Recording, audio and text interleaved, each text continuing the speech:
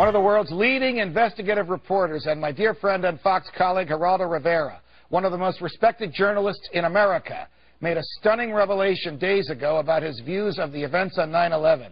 Is this healthy skepticism, or has he gone too far? The man himself is here to explain it all. The one, the only, Geraldo Rivera. Hey, Geraldo, welcome here. Welcome to Freedom Watch. I want to play a little tape of what you played on your show last weekend. I want you to watch what you watched, and then we're going to play a tape of what you said after you watched it. Here we go.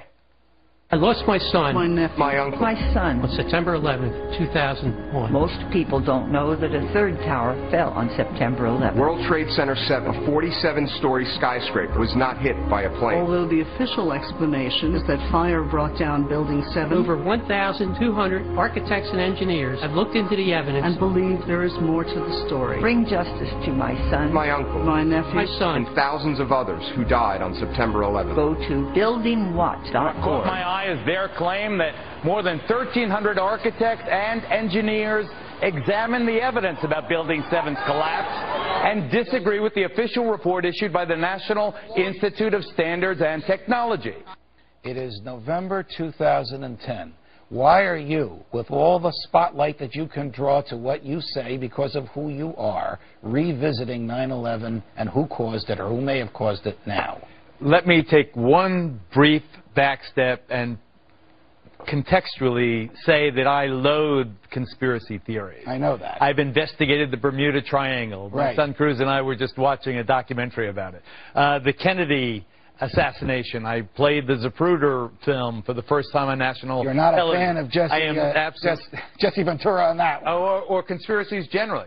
But what caught my eye here, Judge, and I think that it would have been irresponsible of me because I care so much, is this commercial that the families put out about how not only do they ache and that they want these questions answered, but also that they have these 1,300 architects and engineers who doubt the official conclusion about how Building 7 was brought down. Do you doubt the official conclusion of how Building 7 came down? I think that it is highly unlikely that our government would do anything nefarious on a scale of this epic nature. However, the building does appear to come down in a way that is reminiscent of a controlled demolition. All right, here's what you also said. We have another clip of you talking about up until now.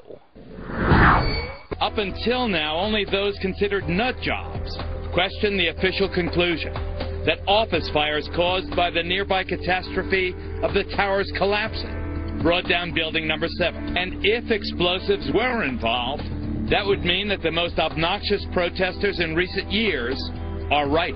Could the most obnoxious protesters in recent years be right if the explosives were there and the government didn't cause it, didn't know about it, but won't tell us about it? Could is a very, very big word, but if indeed explosives were involved, then yes, those loathsome 9/11 were an inside job protesters maybe have some reason to have adherence of people more mainstream, more responsible than that. Before we leave, what will you do when you have the choice at an airport with your wife and lovely children of the porn scan or the public grope? I will take the electronic radiation poisoning over the grope because I have an artificial knee anyway. So I get one or the other enhanced techniques. But I call for racial profiling. I think it is time. All right, we'll talk about racial profiling at another time. Is it the role of government to be groping our private parts in public in a free society against our will? I don't know about our junk, but it is definitely invasive, totally obnoxious,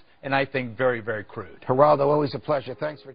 It's not about justice. It's not about agenda. It's not about mobilizing people. It's about dialing for corporate dollars. These two parties have sold the U.S. government and the American people to the highest bidders.